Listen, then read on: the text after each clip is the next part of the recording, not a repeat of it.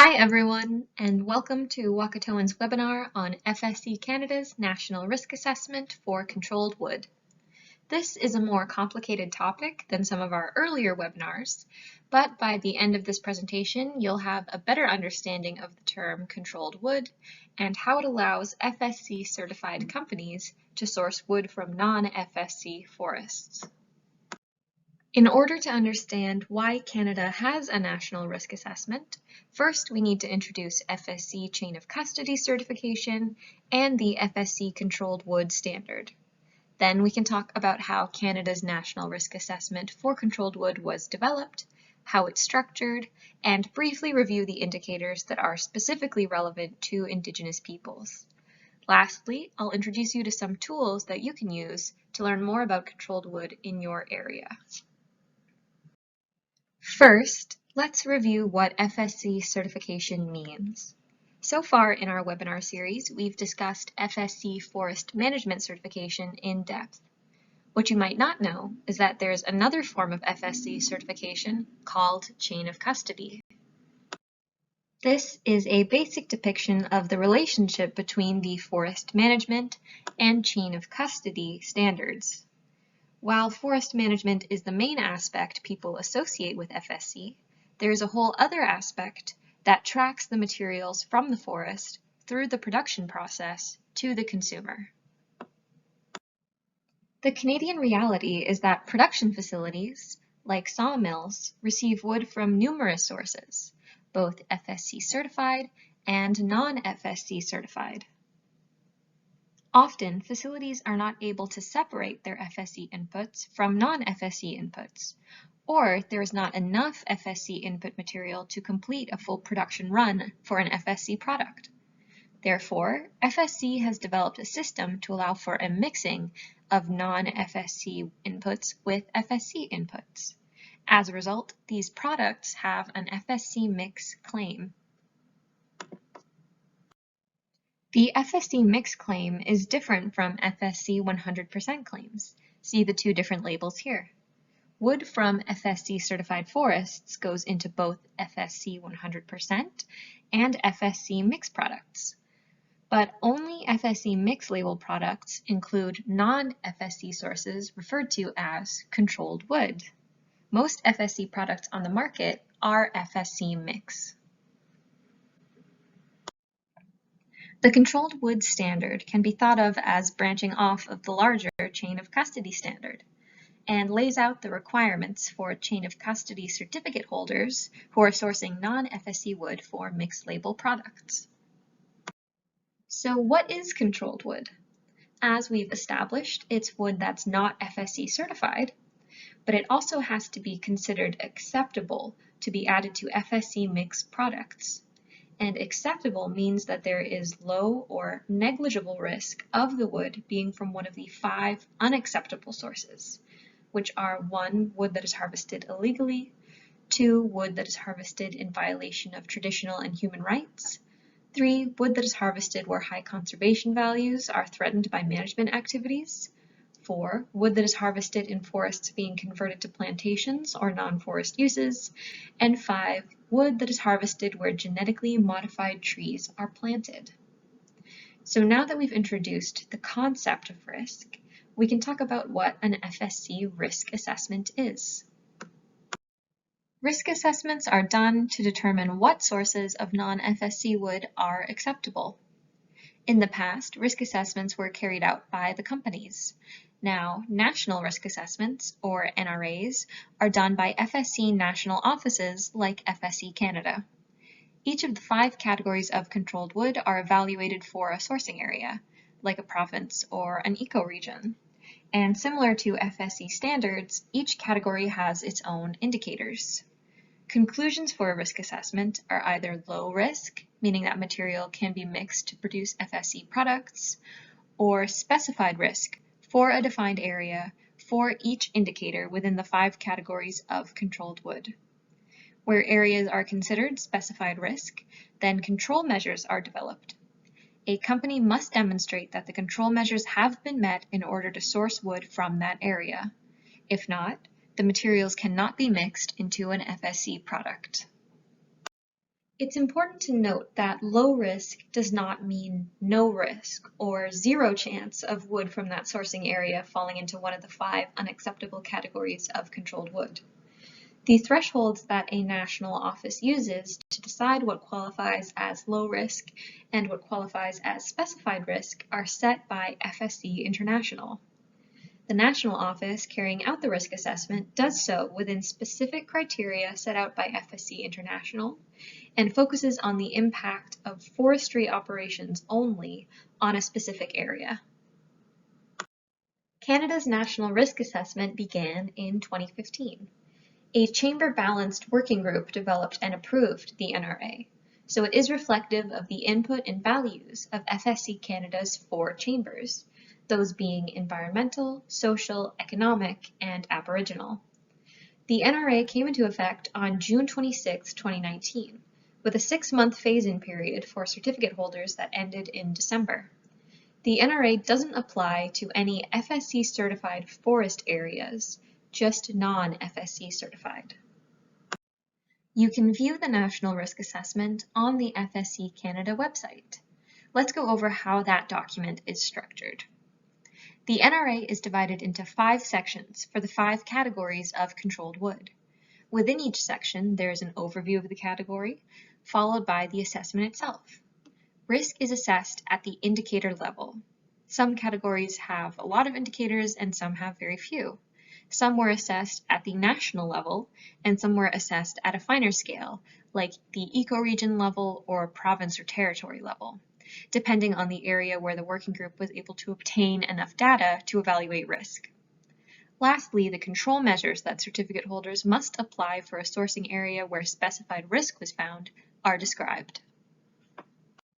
In the next section of this presentation, we'll go over the indicators of the NRA that are specifically most relevant to Indigenous peoples. While the entire risk assessment has impacts on forest harvesting in Canada and therefore the lives and livelihoods of Indigenous peoples, by narrowing it down, we can get a sense of how the risk assessment works and its most direct impacts on Indigenous peoples at the same time, without reviewing all 33 indicators. In Category 1 of the NRA, illegally harvested wood, there are 3 indicators specific to Indigenous peoples. It's important to note that these indicators were assessed based exclusively on what is laid out in Canadian law, because Category 1 of the NRA has to do specifically with whether wood is harvested legally. That's why customary rights and FPIC were deemed not applicable, because there are no laws or regulations in Canada regarding these topics, so they could not be assessed by this category of the National Risk Assessment. Therefore, the working group determined that these issues were better addressed in Categories 2 and 3. That's why FSC is better than business as usual in forestry. It's a higher bar for companies than just not breaking any laws. The third indicator in this category, Indigenous peoples' rights, was deemed low risk for similar reasons, because in Canadian law, in order to have an approved forest management plan, governments must uphold their legal duty to consult and accommodate Indigenous peoples. In Category 2 of the NRA, wood harvested in violation of traditional and human rights, there is one indicator specific to Indigenous peoples, Indicator 2.3, the rights of Indigenous and traditional peoples are upheld. It was assessed at the national scale and was found to be of specified risk. So how was this designation of specified risk determined? The process was guided by the threshold set out by FSC International that we mentioned earlier. And here are some of those thresholds. FSC's NRA framework has developed thresholds for low risk and specified risk. These are pathways to reach one conclusion over another. The working group of the national office then needs to determine a methodology describing how these thresholds are or are not met. The working group found that the evidence assessed for Indicator 2.3 was mixed, with elements that supported a low-risk designation and elements that supported a specified risk designation. For instance, the authors of the NRA found several examples where Indigenous rights were upheld in Canadian courts, but noted that infringement of rights occurs every day in areas where rights may not have been formally asserted. And there was strong opposition from stakeholders, notably the Aboriginal Chamber, to a low-risk designation across the country, since impacts of infringements are felt at the community scale, which falls outside the scope of the NRA. The NRA framework permits the application of the precautionary approach in situations like this, and so for Indicator 2.3, the working group determined that specified risk threshold 27 was met. Data are not available or are insufficient to determine the extent to which violations of Indigenous rights as a result of forest management activities is occurring. Based on a precautionary approach, this lack of information led to the classification of this indicator as specified risk. In Category 3, wood harvested where high conservation values are threatened, two of the indicators specifically reference Indigenous peoples. They were both assessed at the national scale and both determined to be low risk. For Indicator 3.5, two types of high conservation value were identified and assessed: water sources for irrigation and community water supplies, and areas of subsistence harvesting for Indigenous peoples. The working group found that each province and territory enforces protection of significant community water sources. They also determined that areas used for subsistence harvesting can be identified and effectively protected from impacts of management activities through consultation during forest management planning. While the NRA acknowledges the challenges faced by Indigenous peoples attempting to participate meaningfully in this process, because there are systems in place to identify sites and mitigate forest management impacts, and because these systems are legally enforceable, low-risk threshold 25 was considered to be met.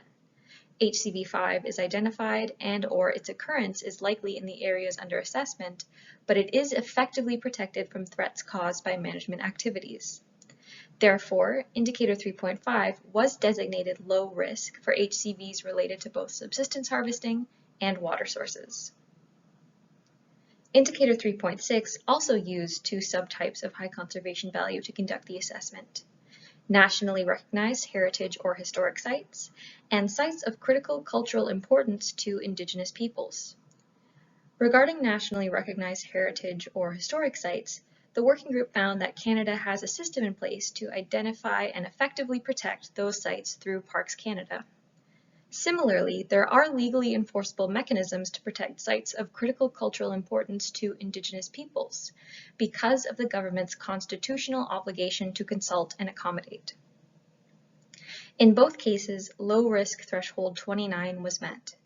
HCV6 is identified and/or its occurrence is likely in the area under assessment, but it is effectively protected from threats caused by management activities.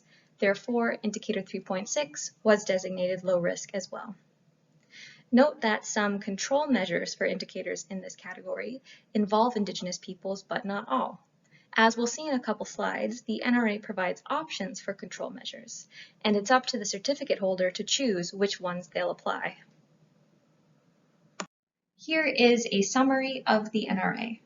All the indicators in categories 1, illegally harvested wood, and 5, genetically modified trees, were found to be low risk for all of Canada. A few ecozones in Canada were found to be specified risk for category 4, threats of conversion, and a few HCV indicators in category 3 were found to be specified risk for certain ecoregions, or in the case of indicator 3.4, critical ecosystem services for Yukon and the Northwest Territories.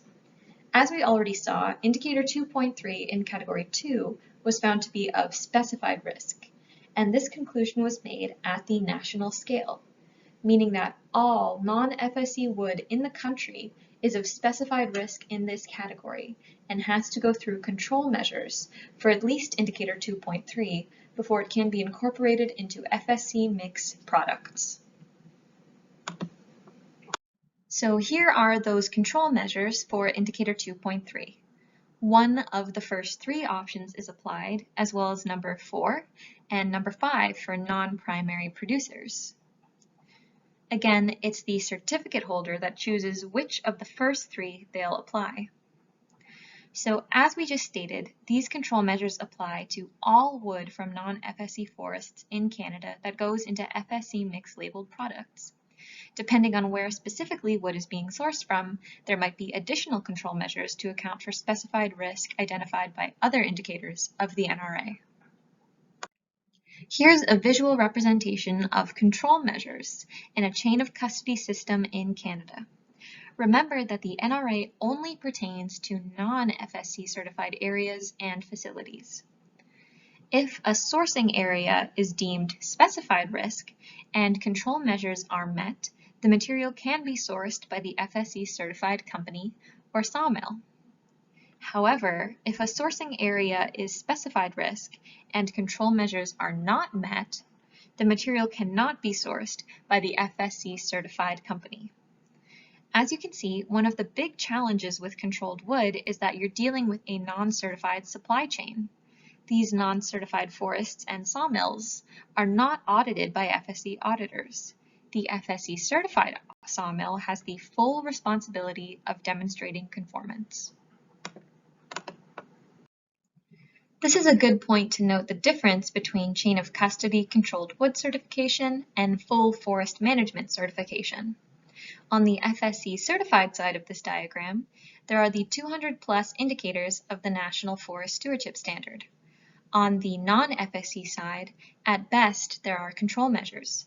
In the case of indicator 2.3, the only indicator that references Indigenous peoples that has control measures associated with it, it's 2 to 3 control measures versus the 36 or so indicators of the National Forest Stewardship Standard that refer to Indigenous peoples. And for a review of all those indicators, check out the webinar on our website.